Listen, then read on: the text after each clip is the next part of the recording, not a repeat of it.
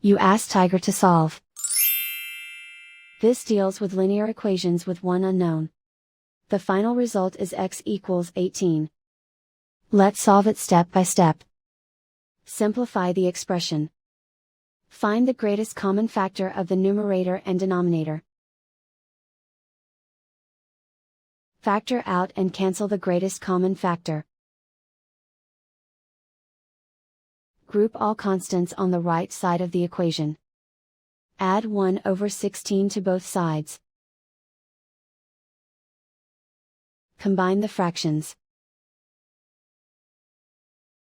Combine the numerators. Reduce the zero numerator. Simplify the arithmetic. Combine the fractions. Combine the numerators. Find the greatest common factor of the numerator and denominator. Factor out and cancel the greatest common factor.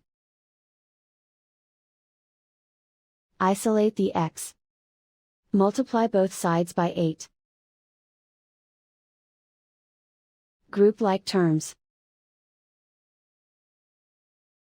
Multiply the coefficients. Simplify the fraction. Multiply the fractions. Simplify the arithmetic.